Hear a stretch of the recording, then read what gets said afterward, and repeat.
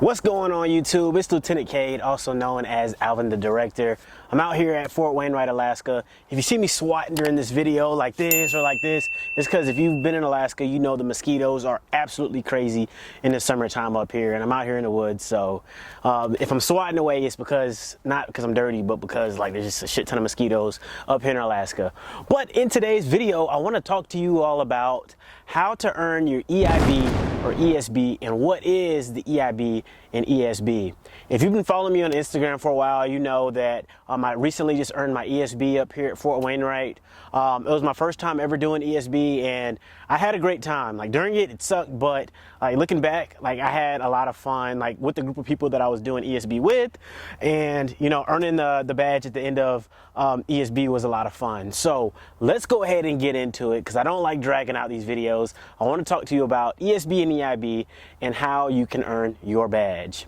So EIB is the Expert Infantry Badge. Recently, a couple years ago, they added the Expert Soldier Badge as well for soldiers that are not infantry, so they can also go out and they can earn their badge. For EIB is traditionally done by just infantry soldiers in the Army. And after you complete EIB, if you pass everything, then you're able to earn your EIB badge. It's great for promotions. I wouldn't say required for any infantry soldiers, but it is highly recommended. It's something that if you plan on making a career out of the Army, they're going to advise you to go out and get your EIB. They want you to get your badge, right? So you're going to wear like the blue badge on your uniform, and that signifies that you earned your EIB. For the rest of the soldiers that earn their ESB, it's the Expert Soldier Badge. The prerequisites are just a little bit different, and the requirements for actually earning your badge are slightly different than the EIB. It's a little bit more lax than earning your Expert Infantry Badge. However, there's still a lot of requirements that you must earn in order, or must meet in order to earn your ESB as well. So the main difference with EIB versus ESB is the EIB, it's only for infantry, and ESB are for the rest of the soldiers in the Army. They also is a special badge earned by medics that they can go out and earn as well. That's very, very similar to the ESB. And I'll talk about that in some future videos. So now you know what EIB and ESB is. Who actually needs it? Now, like I said before, for infantry, it's almost necessary if you plan on making a career out of the infantry. Whether you plan on making a career out the Army or not, like I highly recommend going out and getting your EIB, or at least going out for it and trying out for the badge, because I mean, there's a lot of things that you learn about yourself while you're going through EIB or ESB that I feel like is beneficial with just going out for it and trying it out, right? So whether you plan on making a career out of the infantry or not, go out for your EIB. Like it's well worth it. It's well worth it. For ESB, who needs it? Well, as of right now, technically no one needs it, right? There's no one on any board that goes down the list and they're like, oh, this person needs their ESB in order to qualify for this position. As of right now, right? It's not one of those unwritten rules that like, hey, you should really get this ESB. However, it is something that the Army is moving towards. Like I said, I believe they started with the ESB back in 2019, so it's fairly new to the Army. It's ever changing. Every year they're tweaking it and trying to make it a little bit more challenging and trying to make it, you know, standard across the Army for soldiers that are infantry to go out for their badge. So as of right now, no one needs it. However, same thing with like I said before about the infantry guys, right?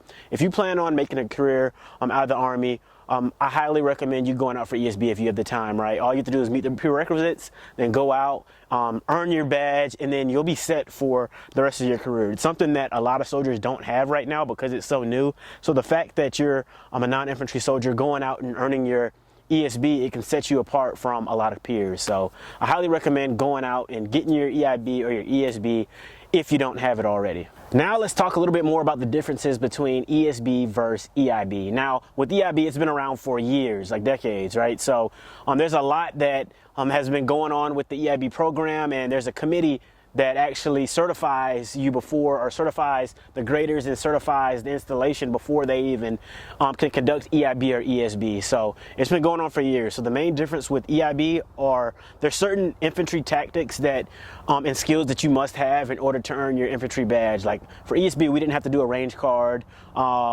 We didn't have to do a couple of the weapons that the infantry guys use, like the javelin. I don't know if it's just something that we didn't use up here at Wainwright, but there were certain tasks that we did have to complete that the infantry guys didn't do. Like we had to set up an Accio tent, and we had to put together like the Akio sled as well, the sled group, and there were a couple other ESB related tasks that the infantry guys didn't have to do, but that was one of the requirements for ESB. Now the ESB tasks are going to vary based on your duty station. Up here at Fort Wainwright in Alaska, we had to do Arctic tasks that were not necessarily equivalent to the EIB tasks that we didn't have to complete to earn our badge. However, there were tasks that the committee said, all right, yes, we're going to approve this, and if you pass or meet the criteria, get a go at your station, then you can still earn your ESB. So the ESB tasks are a little bit different than EIB. Also, the prerequisites for getting your EIB is different than ESB. So the prerequisites for earning your EIB and ESB are slightly different as well. So for the infantry, in order to actually test out for your EIB, you have to complete, I believe, 49 push-ups, 59 sit-ups, and complete a 4-mile run in under 32 minutes or less. So that's an 8-mile per minute pace. For ESB, it was a little bit different. We only did a 2-mile run. We did, I believe, 30 hand release push-ups, and we did a sprint drag carry, and the standard was 2 minutes and 10 seconds. So the standards for the PT test for ESB was much less than the infantry up here. I don't know what the standard is across the board for every installation, but that's how we got validated up here. When the committee came up to validate our PT test, that's what they said meets the requirements for ESB. So that in itself is a little bit different. So yeah, the EIB does weigh a little bit more than the ESB as far as the standards go, but again, that test has been going on for a while. Now the length of ESB and EIB, they're gonna be pretty much the same. Now I don't know if every base is gonna do it the same way we did it up here at Wainwright. We did EIB and ESB at the exact same time. So when we came out in the morning for to meet for the lanes, to go through the lanes and everything like that, ESB was primarily split from EIB. So your big ESB groups were going out doing the weapons lanes, doing the patrol lanes, or doing the medical lanes, right? Like you were with your group. There weren't really a lot of infantry guys sprinkled in with us. Same with the EIB. Primarily the groups were mainly infantry. There might be some ESB candidates sprinkled in there as well that will still go and practice and test out on their respective lanes for practice and test week. However, they did a good job with splitting up the infantry versus the rest of the soldiers up here for test week. Now, the length of it was about 3 weeks for us. First 2 weeks were primarily going over how to conduct everything for test week. So you're learning everything from the very beginning. So you learned how to conduct your medical lanes. You learn how to do the patrol lanes. You learn how to do the weapons lanes. You learn how to land nav if you don't know how to land nav. So they try to mimic test week as much as possible. I think they did a really good job up here with having the graders initially teach you all the stations within your lane. Each lane has 10 stations in it. So in order to earn your ESB, you have to get a go at 30 stations. So for weapons day, you're gonna learn about your 10 different weapon systems the first week. And then the next day, you're gonna go and you're gonna learn about all your patrol lanes or patrol stations. On the next day, you're gonna go and you're gonna learn about all your medical stations, right? So they're gonna continue to rotate you. The first round through was just primarily teaching everyone each station, right? It's a full day. It's like 12 hours long. It's pretty long. I'm not gonna lie. You're gonna get up early and you're gonna leave late.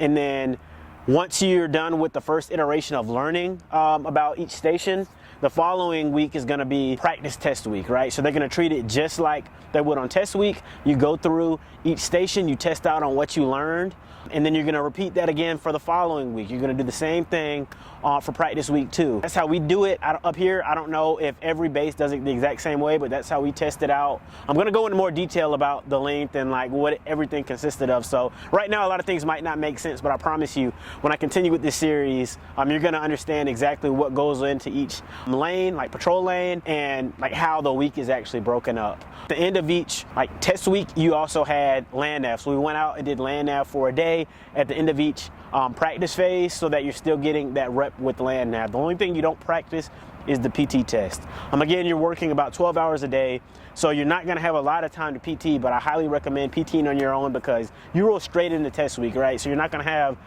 any time to do like official PT. So if you're not doing anything on your own and you're struggling with stuff like the PT test, then it might be a little bit of a struggle for you. So I'm gonna talk about that in another video as well, going over the PT test and what to expect on actual test week. Now, to earn your actual EIB or ESB, you have to get a go at all 30 stations, and you have to get a go at land nav, your PT test, and the final event is going to be a 12-mile road march with 3 hours or less. So you have to get a go in every station.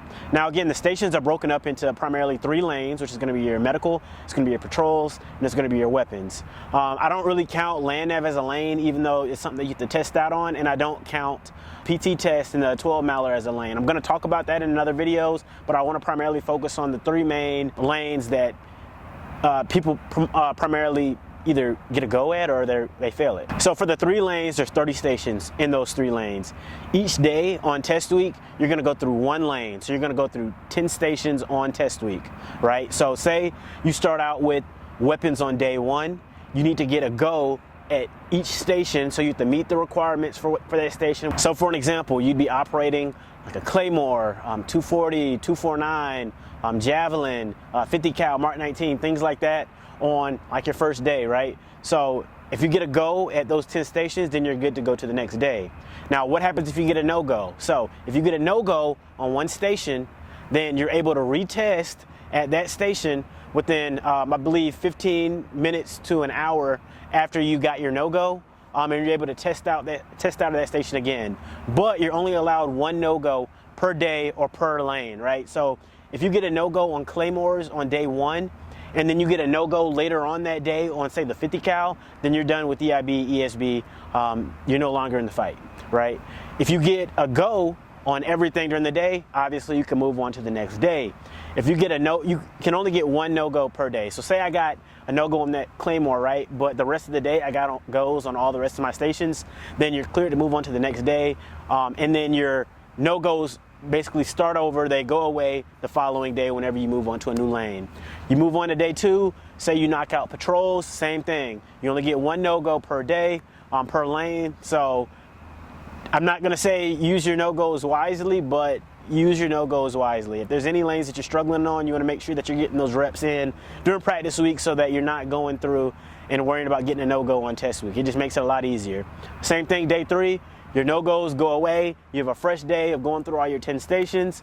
At this point during EIB, ESB, there's going to be way less people than they started out with, because you're moving towards the end of test week, and it's just getting a lot harder. So if you get a go on all 30 stations, then all you have to do is finish up the 12-mile road march, and then you're good to go. Like, you got your badge, and there's going to be a ceremony. It's going to be great. Your family's going to be out there. They're going to hug you. They're going to be proud of you, and yeah, it's going to be a great time. With that being said, I'm going to do a series of videos on EIB, ESB. I'm going to break everything down so that more things make sense, and I'm going to give you some tips and tricks on how to earn your EIB and ESB. And if you're into these type of videos, make sure you hit that subscribe button. Show me some love.